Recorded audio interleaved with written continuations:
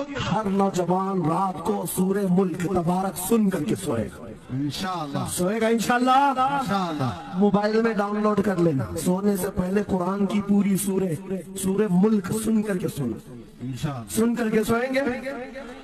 کیا ہوگا میں بتاتا ہوں، جب موت آ جائے، مر جائے، سب لے جا کر قبر میں دفن کر دے۔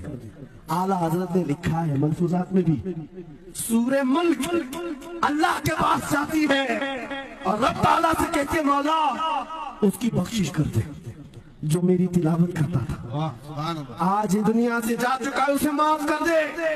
یہاں تک کہ وہ بحث کرتی رہتی اللہ سے، بحث کرتی رہتی، یہاں تک کہ حدیث میں فرمایا گیا سورہ ملک یہ کہتی ہے اے رحمان اگر وہ بندہ بخشنے کے قابل نہیں، اگر تو اسے نہیں بخشے گا تو پھر میں تیرے کلام کا حصہ ہوں یا نہیں؟